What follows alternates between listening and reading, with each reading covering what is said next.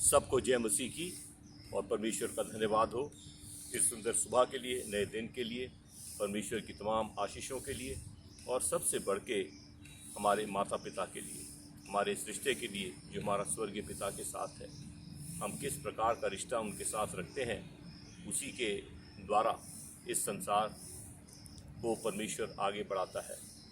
यदि जो हमारे परवरिश में कमी घटी है तो ये असर आखिरकार आकर के समाज पर पड़ता है। और इसलिए परमेश्वर ने जब 10 हुक्म दिए, उसने बड़े स्पष्ट रूप से यह कह दिया कि अपने माता पिता का आदर करना ताकि तेरी उम्र बढ़े, और कुछ ट्रांसलेशंस में लिखा है कि तेरा भला हो। आज जब हम इस संसार के अंदर अपने अपने जीवनों को देखते हैं, लगता है कई जगहों पे उम्र घट रही है कई केसेस में, और इसके साथ साथ ये भी देखने को मिलता है कि हर बात में हमारा भला नहीं हो रहा। कहीं ना कहीं तो कमी है, कहीं ना कहीं तो मुझको और आपको रुक करके इस बात को अपने जहन में झांक करके देखना है कि आखिरकार क्यों मेरा भला नहीं हो रहा।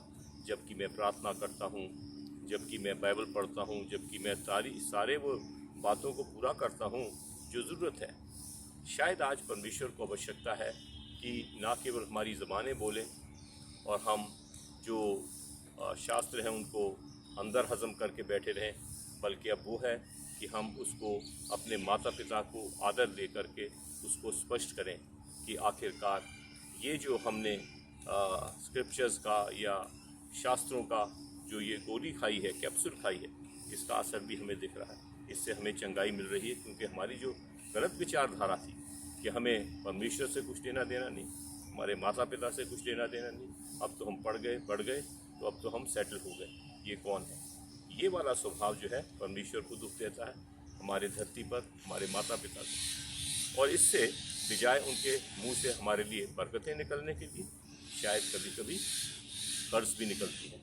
और शायद इसमें से आज संसार में बहुत से परिवार, बहुत से लोग इस लापरवाही, इस इर्रिस्पॉन्सिबल नेचर की वजह से आज इस संसार में कर्स्ड हैं, जिनके ऊपर परमेश्वर की एक तरह की क्या कहेंगे, एक लानत है।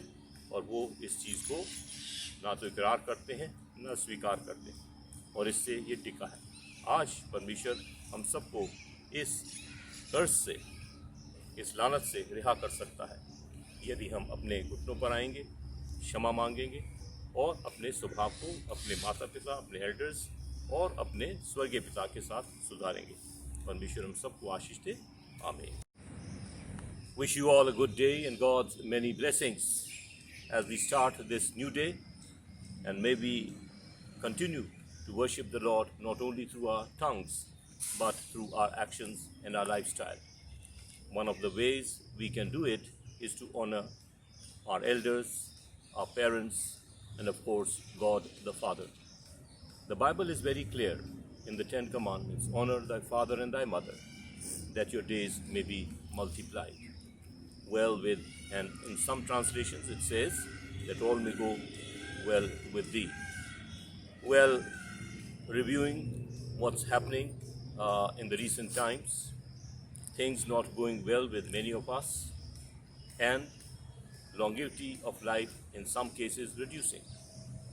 Well, this is a time for us to stop and introspect and to find out as to how our relationship with God the Father or the earthly parents is.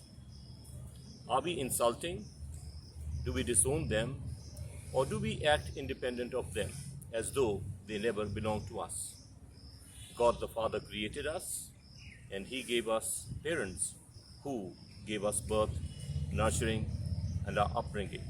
And that is because of what role God has given them. And therefore it is our duty and our responsibility also to respond. But then the question comes for earthly parents. Do they demand respect or do they command respect? St. Paul puts it very rightly in his letters. He says, parents, do not provoke your children. And that is why this sacred relationship between parents and the children is very important for us, because that is how this earth will continue to have generation after generation, and the quality of citizens would depend on the upbringing. God bless us. Amen.